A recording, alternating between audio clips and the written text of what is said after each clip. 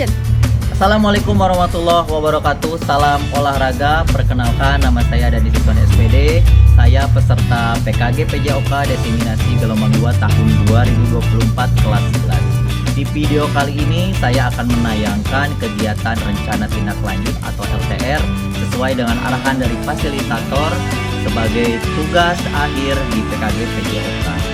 Saya mengambil tema dengan gentra mantra yang artinya gerakan melestarikan permainan tradisional yang akan saya kembangkan di tempat saya mengajar, yaitu SDN Sinasari, Kecamatan Ciranjang, Kabupaten Cianjur. Selamat menyaksikan.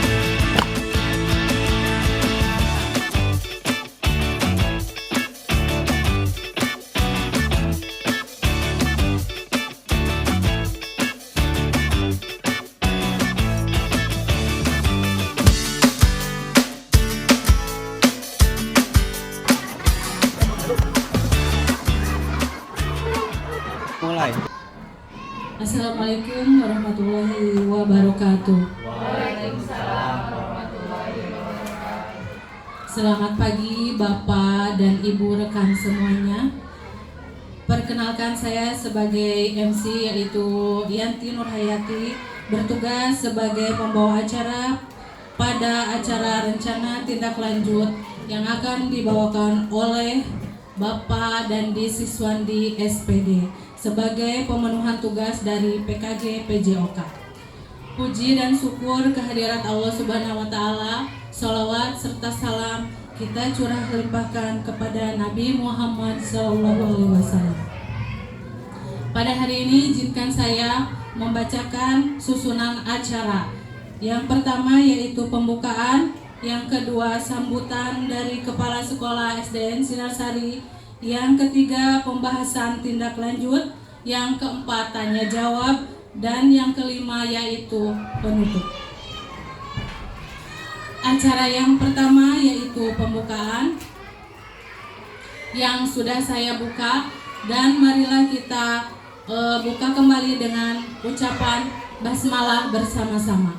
Bismillahirrahmanirrahim. Terima kasih. Yang acara selanjutnya yaitu sambutan dari Kepala Sekolah SDN Sinarsari, yaitu Bapak Ahmad Supriyadi SPD. Kepadanya kami persilahkan.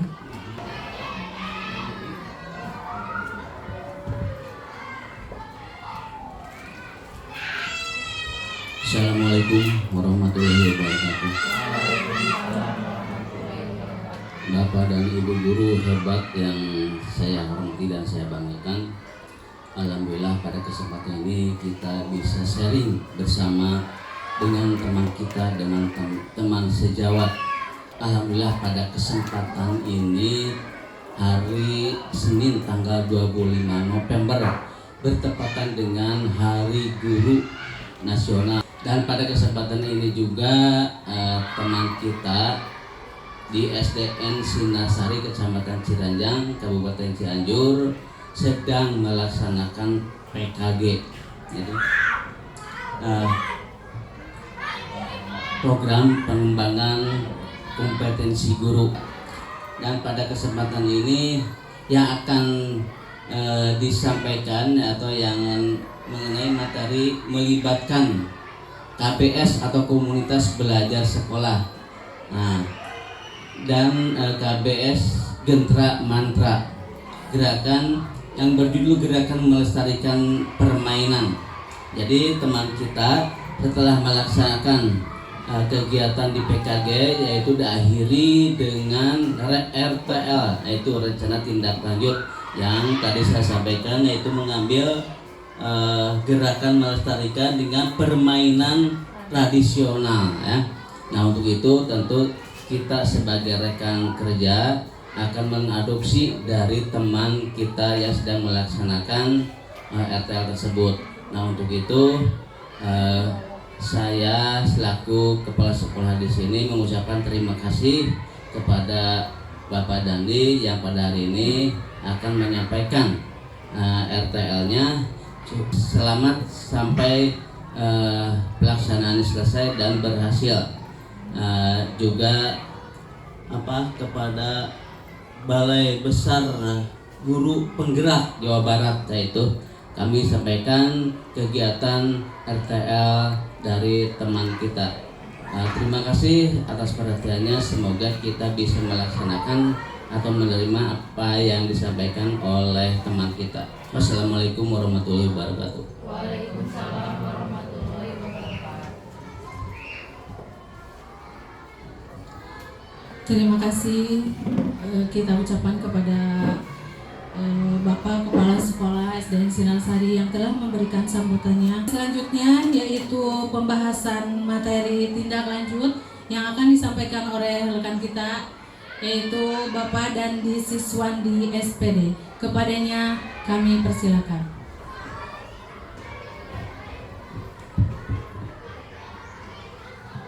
Baik, mohon waktunya sebentar ya. Bismillahirrahmanirrahim. Assalamualaikum warahmatullahi wabarakatuh. Waalaikumsalam warahmatullahi wabarakatuh. Alhamdulillahirrahmanirrahim. Puji dan syukur marilah sama-sama kita panjatkan kepada Allah SWT. Hari ini saya mendapatkan tugas tentang rencana tindak lanjut. Mudah-mudahan acaranya berjalan lancar sampai dengan selesai. Sholawat serta salam semoga tercurah limpah kepada Nabi kita Nabi Muhammad SAW. Ibu, Bapak, hadirin yang berbahagia, sebelumnya saya ucapkan terima kasih kepada Bapak Kepala Sekolah yang telah memberikan fasilitas dan juga telah memberikan sambutan, dan saya sangat bangga dan bahagia karena di sini saya diterima dengan baik, dan juga mudah-mudahan ilmu yang saya dapatkan nanti dari PKG bisa bermanfaat khususnya untuk anak peserta didik kita di SDN Sinarsari ini. Dan ucapan terima kasih yang kedua, saya bangga kepada Bapak Ibu Guru, rekan-rekan semua yang telah menyempatkan waktunya sehingga kegiatan yang saya adakan hari ini Bapak Ibu bisa dapat menghadirinya, dan mudah-mudahan bisa menjadi amal baik bagi Bapak Ibu, terutama dalam hal mencari ilmu khususnya saya, dan mudah-mudahan kebaikan Ibu Bapak dibalas oleh Allah SWT. Amin ya rabbal alamin. Baik Ibu Bapak, ada 3 hal yang ingin saya sampaikan. Yang pertama mengenai PKG PJOK. Seperti yang Ibu Bapak ketahui bahwa PKG PJOK awalnya saya juga kurang tahu apa artinya, tetapi di mata Ibu Bapak sebagian ada yang menilai P itu penilaian, K itu kinerja, dan G itu guru. Ternyata di BBGP Jawa Barat PKG itu artinya beda lagi ya, seperti yang ada di dada saya sedikit ke bawah ke perut ya. Ternyata PKG itu merupakan program pengembangan kompetensi guru. Ternyata setelah mengikuti PKG ini itu ilmunya sangat luar biasa Ibu Bapak ya. Yang tadinya persepsi Ibu Bapak bahwa guru olahraga itu hanya panas-panasan ya, hanya megang peluit, terus membimbing anak olahraga, ternyata setelah mengikuti ini banyak sekali ilmu baru. Salah satunya adalah 10 gaya mengajar yang berpusat pada peserta didik. Mungkin itu sedikit dari cuplikan PKG, dan mudah-mudahan di PKG ini saya mendapatkan ilmu yang bermanfaat sehingga kita saling sharing. Karena saya berdiri di sini bukan berarti ingin menggurui Ibu Bapak, juga saya berdiri di sini bukan mengajarkan berenang ke ikan atau mengajarkan burung terbang, tapi di sini saya sharing dan juga saya butuh dukungan Ibu Bapak supaya tugas saya RTL ini bisa mendapatkan poin atau nilai yang terbaik ya. Untuk yang kedua mengenai penjelasan tentang KBS atau komunitas belajar sekolah ya. Komunitas belajar sekolah ini tujuannya adalah untuk merekrut khusus peserta didik yang mempunyai bakat-bakat terpendam sehingga muncul. Jadi tugas Ibu Bapak adalah mengembangkan bakat tersebut sehingga anak-anak mempunyai potensi yang sangat luar biasa untuk memajukan dirinya di masa yang akan datang. Namun KBS ini saya sempat bingung namanya itu apa, karena dari fasilitator KBS ini harus mempunyai nama per sekolah ya. Kebetulan saya melihat di sosial media ada nama yang sangat unik, yang sangat saya sukai ya, termasuk kostum saya yang saya pakai khususnya di kepala itu ciri khas dari Bali.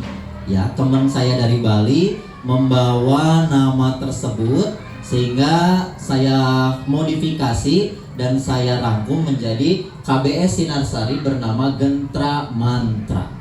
Ya, Gentra Mantra ini bukan mengeluarkan mantra jampi-jampi, tetapi Gentra Mantra ini merupakan arti dari atau singkatan dari gerakan melestarikan permainan tradisional.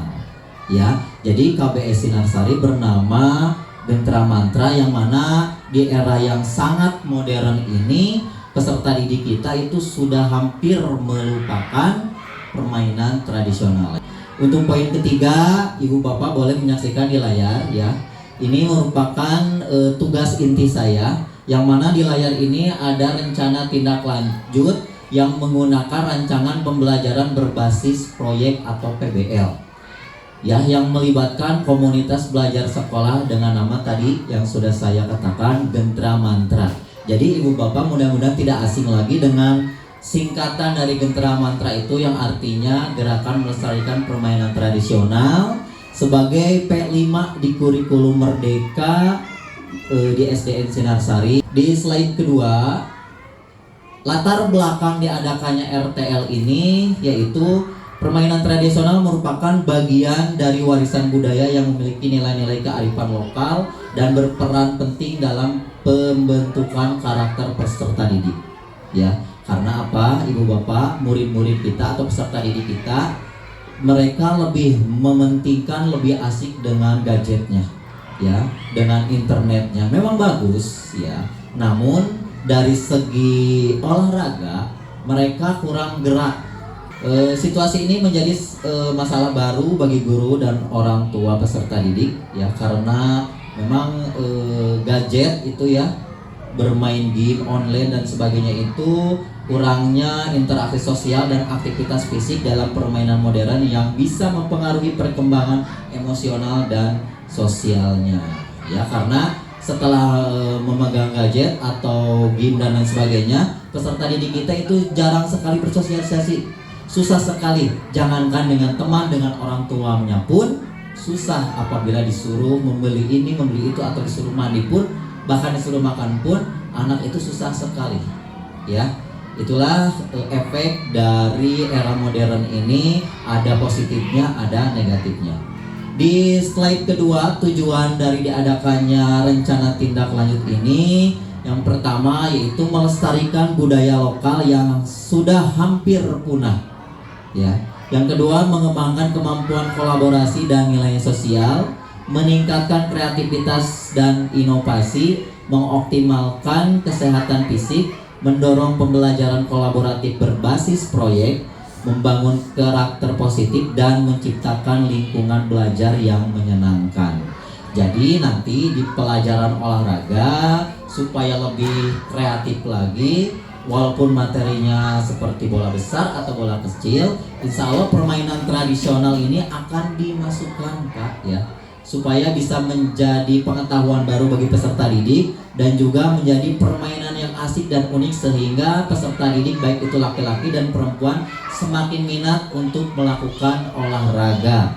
Karena hasil survei kemarin-kemarin yang saya dapatkan, anak perempuan itu tidak tertarik dengan kegiatan aktivitas yang ada di luar kelas. Salah satunya adalah bola besar atau bola kecil, karena mereka tidak mau kepanasan atau tidak mau berkeringat.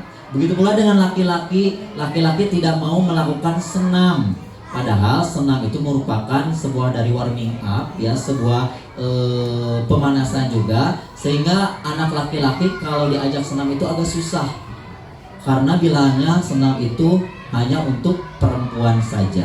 Padahal banyak sekali atlet-atlet di Indonesia yang berprestasi di cabang senam. Mudah-mudahan dengan tujuan RTL ini, ya, anak perempuan dan anak laki-laki mempunyai hobi yang sama. Salah satunya adalah olahraga tradisional ini. Di slide ketiga ada capaian, langkah-langkah dan hasil yang diharapkan untuk tiap tujuan. Capaiannya memiliki 5 poin.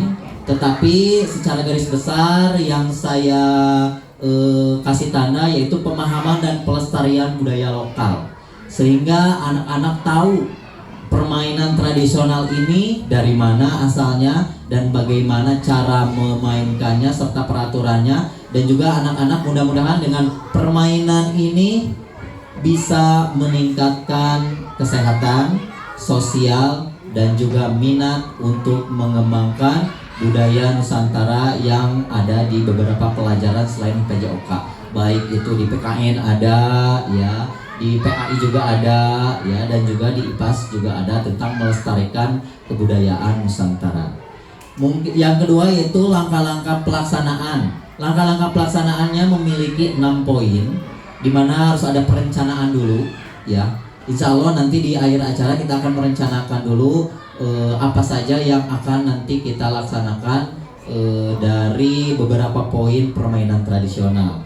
Ya, yang kedua itu pengenalan permainan tradisional. Jadi sebelum melaksanakan kita harus ada sosialisasi dulu, dan baik dengan peserta didik ataupun dengan orang tua. Di selanjutnya di bagian ketiga itu ada yang hasil yang diharapkan. Hasil yang diharapkannya tadi sudah saya bahas juga mengenai meningkatkan kesadaran peserta didik akan budaya lokal yang begitu beragam sehingga Indonesia itu terkenal dengan keberagamannya, ya. Selanjutnya di slide berikutnya ada struktur program dan mitra dalam komunitas belajar. Di sini ada 3 poin yang harus terlibat. Yang pertama yaitu target peserta. Namun saya mengambil fase B dan C dulu Bapak, karena fase B dan C itu lebih mudah untuk menguasainya dan lebih mudah untuk nanti melakukan prakteknya. Salah satunya yaitu yang saya pilih dari kelas 4 sampai kelas 6 dengan jumlah peserta kurang lebih 208 orang. Ada nggak Pak Ahmad? Ada 208 orang, baik laki-laki dan perempuan. Jadi yang 208 orang itu nanti akan diikut sertakan dalam kegiatan nanti aksi nyatanya setelah rencana tindak lanjut ini. Kemudian usianya diperkirakan 9 sampai 12 tahun. Untuk pengaturan programnya yaitu ruang gerak lapangan sekolah untuk kegiatan fisik, alhamdulillah di kita mempunyai 2 lapang. Yang pertama lapang upacara yang sangat besar, sangat lega, dan juga lapangan sepak bola di depan sekolah kita sehingga kita aman untuk melaksanakan kegiatan permainan tradisional tersebut. Mungkin untuk waktunya kurang lebih saya butuh waktu 6 minggu, yang mana dari 6 minggu tersebut dibagi menjadi beberapa poin. Di minggu pertama harus ada persiapan dan perencanaan proyek dulu, yang mana saya melibatkan ibu bapak guru dan bapak kepala sekolah, sehingga nanti program yang dijalankan itu tidak ngawur, ya, jadi sesuai dengan program yang dibuat. Ya, di minggu kedua mengadakan riset dan pengumpulan informasi dari berbagai sumber, baik itu sosial media ataupun dari para senior yang zaman dahulu memang mereka permainan tradisionalnya lebih melekat. Di minggu ketiga akan mengadakan eksperimen dan latihan bermain bersama peserta didik yang tadi yang 208 orang.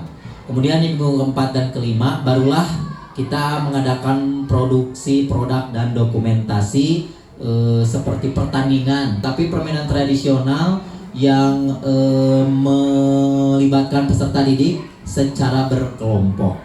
Kemudian di poin ke-6 yaitu ada presentasi dan publikasi. Itu presentasi dan publikasi itu sangat-sangat penting karena nanti kita akan mengetahui kelebihan dan kekurangan kita memberikan informasi kepada peserta didik. Kemudian di poin ketiga di sini mitra dalam komunitas belajar sekolah itu yang terlibat yang pertama yaitu guru olahraganya sebagai sutradaranya.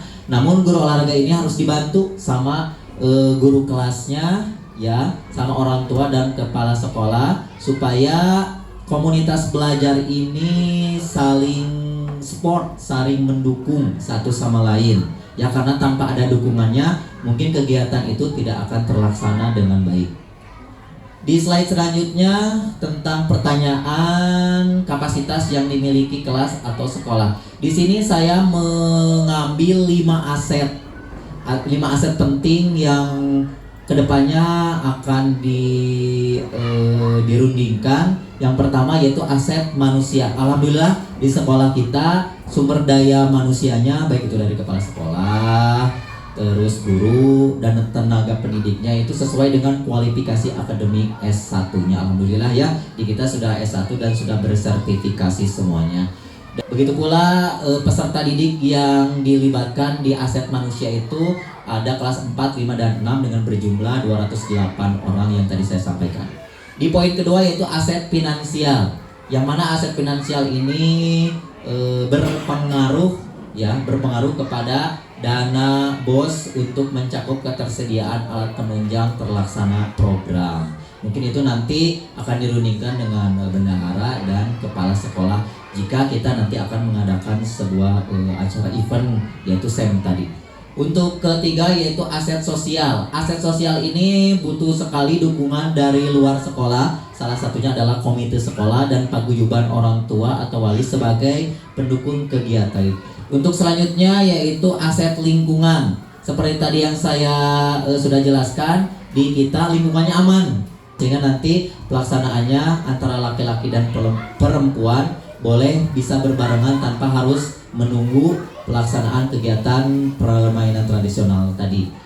Kemudian yang terakhir di aset fisik yaitu berupa teknologi yang dimiliki sekolah seperti jaringan internet, proyektor, dan Chromebook, sehingga nanti sebelum anak-anak praktek, setelah kita menyampaikan informasi permainan tradisional, anak-anak nanti bisa melihat tayangan-tayangan di proyektor dengan menggunakan Chromebook. Jadi anak-anak nanti akan disuguhkan berbagai video menarik seputar permainan tradisional yang harus kita lestarikan agar tidak punah karena gadget atau karena permainan yang sudah modern menggunakan internet. Selanjutnya di slide berikutnya rencana evaluasi. Nah, setelah nanti kegiatan terlaksana harus ada evaluasi, yang mana evaluasi ini dimulai dari awal program, tengah program, dan akhir program. Nah, yang mendukung atau mengevaluasi nanti hasilnya itu dari komunitas sekolah seperti guru bisa, kepala sekolah, orang tua, dan komite, sehingga pelaksanaan evaluasinya berjalan baik dan lancar. Kemudian yang kedua yaitu sumber data. Sumber datanya berasal dari peserta didik, karena yang dinilai utamanya di evaluasinya itu adalah peserta didik, kemudian guru, dan selanjutnya adalah orang tua untuk mengisi kuesioner terkait pengamatan mereka terhadap anaknya. Apakah setelah permainan tradisional ini ada kemajuan, ada minat baru, sehingga orang tua pasti akan bangga ketika anak-anak setelah mengenal permainan tradisional, otomatis anak-anak akan mengurangi aktivitasnya dengan gawainya. Mungkin seperti itu ya. Untuk teknik pengambilan datanya yang ada 3 poin, ada observasi langsung selama permainan, terus ada refleksi pribadi dan kelompok tentang nilai-nilai yang dipelajari, dan yang ketiga kuesioner untuk orang tua tentang perkembangan sikap dan keterampilan anaknya. Nah, kemungkinan, tantangan, dan solusinya. Setiap kegiatan yang akan dilaksanakan pasti selalu ada tantangan, baik itu dari manusianya, fasilitasnya, keuangannya, dan sebagainya. Namun untuk permainan tradisional ini ada 3 tantangan yang saya dapatkan ya, walaupun belum mulai ke lapangan tetapi sudah terbayangkan tantangan itu ada 3. Yang pertama adalah kesulitan peserta didik dalam memahami aturan permainan tradisional, karena permainan tradisional merupakan permainan baru bagi peserta didik. Sementara bagi kita adalah permainan jadul yang mana harus dikembangkan sehingga nanti ketika peserta didik melakukannya mereka happy mereka ini. Nah, dan sebagai penutup ya, pembelajaran berbasis proyek menggunakan permainan tradisional ini diharapkan dapat meningkatkan keterampilan fisik, kerjasama, serta pemahaman budaya yang berpusat kepada peserta didik agar bisa berpartisipasi aktif dalam mengembangkan kreativitas. Ya, di sini saya memiliki 7 permainan tradisional yang mana kita akan bersama-sama memilih 1 atau 2 permainan tradisional yang akan kita laksanakan di sekolah ini yang memanfaatkan KBS komunitas belajar sekolah. Yang pertama ada gatrik. Gatrik itu permainannya berkelompok. Yang kedua adalah egrang. Egrang permainannya itu bisa sendiri, bisa berkelompok. Yang ketiga lompat tali. Lompat tali ini berkelompok. Kemudian engklek. Engklek ini boleh bisa sendiri, bisa berkelompok. Dan gobak sodor, bebentengan, dan boy-boyan. Baik Ibu Bapak, sebelum dilanjut mungkin dari Ibu Bapak ada yang ingin memilah atau memilih dari ketujuh permainan ini yang cocok dipraktekkan di sekolah kita. Ada mungkin, kalau ada, kalau Ibu Bapak ada masukan atau pilihan, silakan sekarang kita patenkan sehingga nanti kedepannya saya akan membuat program untuk menyelesaikan rencana tindak lanjut ini menjadi aksi nyata. Berarti di sini sudah ada ya, sudah dirundingkan ada 2 permainan yang akan dikembangkan di sekolah kita, yaitu bebentengan dan boy-boyan. Alhamdulillah dari kedua permainan ini alat yang digunakannya juga tidak serumit. Kita akan menggunakan alat-alat yang ada, salah satunya dari limbah-limbah yang ada di lingkungan kita untuk dijadikan alat peraga sebagai kegiatan nanti pada permainan bebentengan dan boy-boyan tadi. Tentunya acara ini dan acara nanti yang akan dilaksanakan di aksi nyata tidak akan sukses kalau tidak ada dukungan Ibu Bapak, khususnya Bapak Kepala Sekolah yang selalu mensupport kegiatan. Dan mudah-mudahan nanti di acara berikutnya acara bisa berjalan dengan baik dan lancar. Saya ucapkan terima kasih. Nanti setelah ini saya kembalikan dulu ke MC. Kurang lebihnya mohon maaf. Itulah pemaparan rencana tindak lanjut yang saya sampaikan pada hari ini. Mohon maaf yang sebesar-besarnya ya, karena di sini saya manusia, saya banyak sekali kesalahan-kesalahan terutama dalam penyampaian materi yang saya sampaikan tadi. Dan juga di sini saya mohon maaf yang sebesar-besarnya kepada Bapak Ibu guru. Di sini saya bukan menggurui tapi sharing, dan mudah-mudahan ilmunya bermanfaat karena di sini juga saya masih butuh belajar dan belajar. Terima kasih. Akhir kata, wassalamualaikum warahmatullahi wabarakatuh. Saya kembalikan ke MC.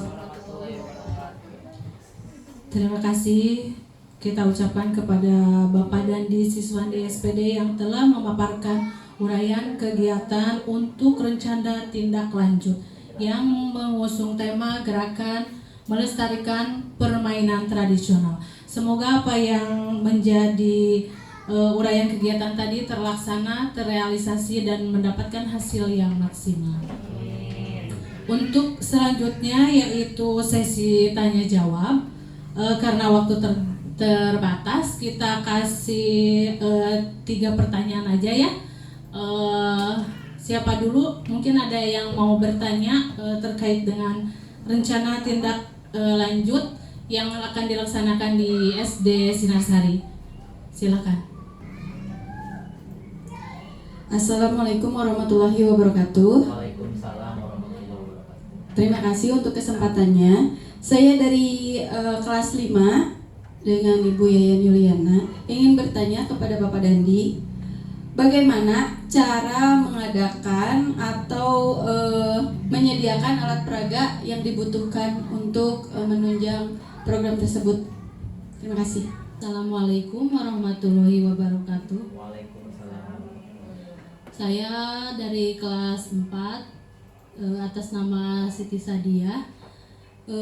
Dari yang dipaparkan tadi ada sedikit pertanyaan, kapan kegiatan tersebut dilaksanakan?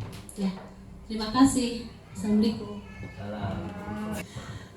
Terima kasih atas kesempatannya. Mungkin untuk pertanyaan terakhir yang ingin saya tanyakan, itu kan tadi yang menjadi pesertanya adalah fase B dan fase C. Ya, dengan jumlah siswa yang banyak, bagaimana cara Bapak Dandi untuk mengakomodir jumlah siswa yang begitu banyak, pengelompokannya itu, cara mengelompokannya.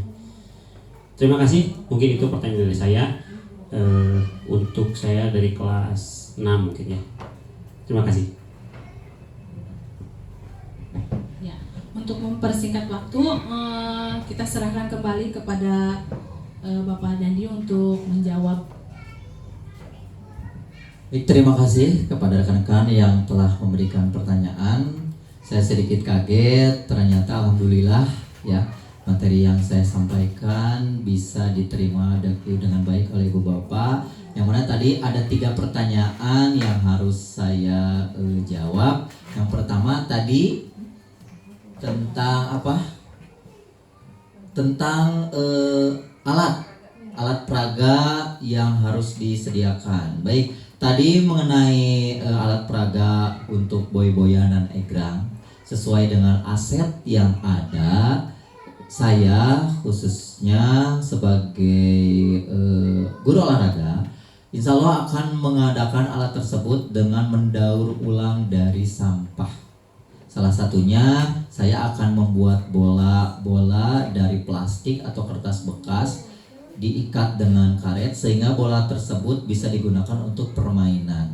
Jadi bola tersebut apabila digunakan itu tidak sakit ke bagian badan peserta didik. Itu lebih menjamin. Dan untuk alat berikutnya, kalau ubin tidak ada, mungkin saya akan ganti dengan botol bekas atau gelas-gelas bekas seperti bermain bowling, seperti bermain bowling. Jadi boleh divariasikan atau dimodifikasi kembali sehingga tetap namanya adalah boy-boyan ya. Apalagi kalau dari pihak sekolah mendukung, jadi asetnya bisa boleh dengan memakai bola tenis yang hijau atau bola karet yang lainnya, sehingga nanti anak lebih menikmati permainan. Salah satunya adalah melempar bola dengan menyusur tanah atau melempar bola secara melambung di gerak dasar atau gerak lokomotor dan lokomotor di permainan kastik yang pernah saya ajarkan.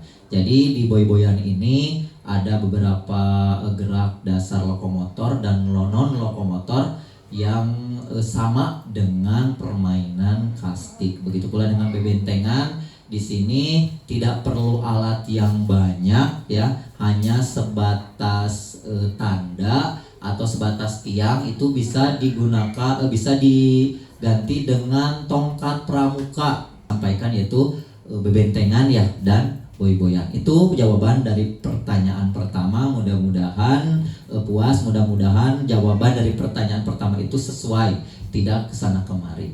Untuk pertanyaan kedua tadi adalah kapan ya untuk pelaksanaannya ya, insya Allah karena sebentar lagi kita akan menghadapi ujian akhir semester 1 ya, yang mana setelah ujian akhir semester 1 ibu bapak sebagian akan sibuk dengan kegiatan mengolah nilai untuk raport. Nah di sisi itu otomatis anak-anak tidak akan belajar full di kelas, hanya menunggu jadwal remedial. Nah jadwal remedial itu gimana kalau nanti kita gunakan untuk pengenalan permainan tradisional, salah satunya seperti kelas meeting ya. Jadi insya Allah ibu ya bulan Desember, di pertengahan atau akhir Desember sebelum pembagian raport, kita akan mensosialisasikan sekaligus mempraktekkan kegiatan permainan tradisional yang kita pilih tadi. Jawaban dari pertanyaan kedua terima kasih, mudah-mudahan sesuai. Dan untuk pertanyaan ketiga tadi dari kelas 6 perwakilan, siswa kita memang banyak di fase B dan C, kurang lebih 208 orang laki-laki dan perempuan. Nah untuk pengelompokannya mungkin nanti kita adakan game dulu ya, game seperti di kepramukaan. Kita menggunakan game tersebut untuk mencampur antara kelas 4, 5, dan 6 sehingga nanti pas permainan akan seimbang. Tetapi kalau pengelompokannya tidak dicampur, contoh kelas 6 unggul, kelas 5 unggul, atau kelas 4 unggul, nanti permainannya tidak imbang. Karena biasanya kelas atas itu lebih gampang sekali untuk menang di acara di kegiatan permainan tradisional tersebut. Jadi alternatif yang pertama yaitu pengelompokannya dengan cara permainan-permainan seperti di kepramukaan ya, seperti yang pernah saya sampaikan kepada anak-anak. Mungkin yang kedua pengelompokannya dengan menggunakan nomor ya. Nanti akan ada lebih dari 10 kelompok putra dan 10 kelompok putri. Nah, untuk bermainnya nanti supaya semua kebagian, kita akan menggunakan bagan seperti halnya bagan di bulu tangkis, di pertandingan bola voli, sehingga nanti sistem gugur ya. Jadi yang sudah kalah udah nggak usah main lagi ya. Jadi yang menang nanti akan melawan yang menang lagi terus sampai nanti kita mendapatkan juara 1 dan juara 2, baik itu dari putra ataupun dari putri. Mungkin itu jawaban dari pertanyaan ketiga. Mudah-mudahan sesuai, tidak keluar dari jalur. Dan sekali lagi saya ucapkan beribu-ribu terima kasih kepada ibu bapak yang telah mendukung kegiatan RTL ini dan telah memberikan pertanyaan. Mudah-mudahan terjawab semua dan mudah-mudahan insya Allah ke depannya sekolah kita menjadi lebih baik dan juga kita sebagai tenaga pendidiknya bisa semakin semangat dan memberikan aura positif bagi semuanya, khususnya peserta didik, karena PKG merupakan kegiatan program dari pemerintah yang berpusat pada peserta didik, karena tanpa murid kita tidak bisa disebut guru. Begitu pula peserta didik tanpa ada guru mereka tidak bisa disebut murid. Kita saling ketergantungan, kita saling mendukung, dan mudah-mudahan niat baik kita, karena dalam agama mencari ilmu itu hukumnya wajib, sehingga setiap hari yang kita lakukan, setiap hari yang kita kerjakan, salah satunya kegiatan nanti sosialisasi tentang permainan tradisional itu menjadi ladang pahala bagi kita khususnya sebagai pendidik, dan juga ladang pahala bagi semua khususnya peserta didik yang menerima ilmu dari kita. Karena semakin banyak ilmu yang kita dapat, maka derajat kita semakin tinggi kalau nggak salah ya. Mungkin seperti itu.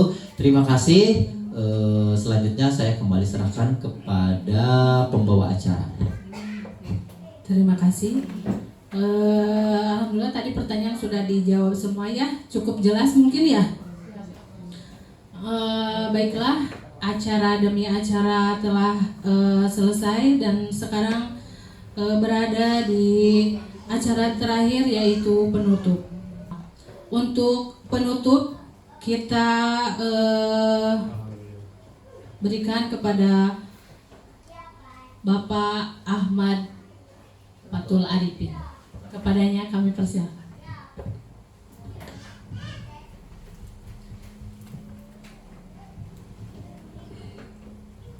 Bismillahirrahmanirrahim. Wa fil ardi wa qina adzabannar. Subhana rabbika rabbil izzati amma yasifun wa salamun alal mursalin walhamdulillahirabbil alamin. Al-Fatihah.